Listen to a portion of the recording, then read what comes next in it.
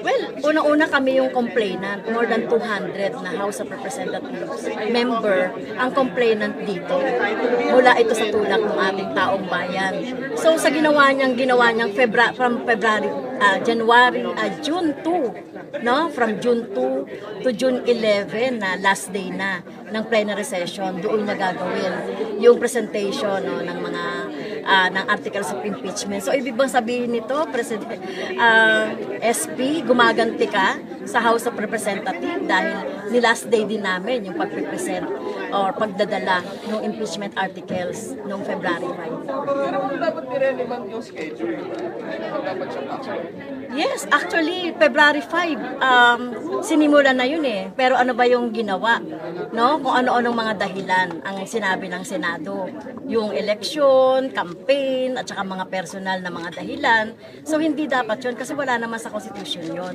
Malinaw ang sinasabi ng Constitution, immediately, pag na-transmit na sa kanila yung articles of impeachment, dapat ay harapin na ito regardless of kung ano man yung time. So tingin niyo ma'am, gumaganti ba? May pinoproteksyonan o natatakot? Ano po tingin niyo talaga? Well, something fishy, no? Umagante, may pinoproteksyonan talaga sa nangyayaring yan. At nakikita natin na paghahanda na ito doon sa mga gusto nilang mga position ba o sa 2028, etc. Kaya unahin nyo naman for the first time ang taong bayan at wag yung mga personal na mga interest nyo. Though dininay po yun ni Escudero, sinabi po niya it has nothing to do with political play. Well, obvious naman eh. So wag nang mag-deny si si SP na talagang meron siyang pinoproteksyonan, meron siyang balakin sa mga susunod na mga panahon. Kaya ang hilingan namin sa kanila ay unahin nyo na yung kahilingan ng taong bayan. Ituloy nyo na yung impeachment trial. Ma'am, sabi po nila meron daw parang lockdown ng mga senators that are willing to kill impeachment complaint, may lumabas sa online report.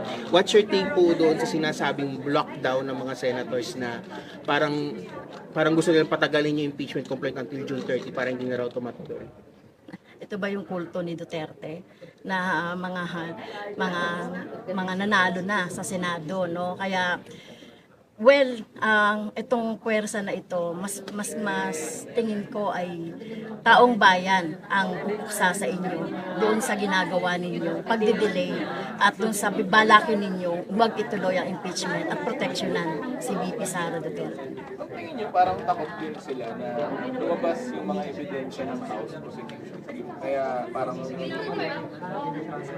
Well, nakita naman natin parang kumbaga nagsasabi nga si Sara Duterte na willing siyang humarap sa impeachment trial, pero di ba bago noon nagpasa na siya sa Supreme Court, no, yung kanyang supporter na hindi dapat ituloy. Kaya talagang takot sila na makita yung kanyang mga bank account, yung bank account ng pamilya niya, no, nalalabas dito sa trial.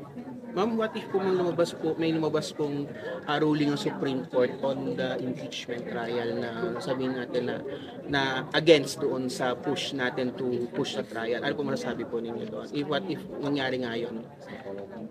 Well, sana naman walang ganon, no? Dapat ay mag-persist yung kung ano yung sinasabi ng konstitusyon. Ma'am, si Akbayan Party List Representative Saldana, sinabi niya na parang may tanong siya, takot ba si SP Escudero kay VP Sara? Do you share the same sentiment? Tingin ko, no, yung takot na yan ay palagay ko pwedeng maging totoo yan, pero ang tinitignan ko dyan ay yung mga personal interest ng mga senador, personal interest ng SP. How about si PBBM? Kasi sinasabi niyo po na si PBBM yung dahilan ng antala na takot din ba siya kay VP Sara? Well, nakikita natin umpisa pa lang na pinag-uusapan ng impeachment trial, impeachment ay meron na rin siyang ginagawang pagpipigil sa mga miyembro ng House. Kaya baka takot din siya na mangyari sa kanya yung impeachment. That remember, no, marami rin dapat sagutin ang pamilya niya. Okay, thank you.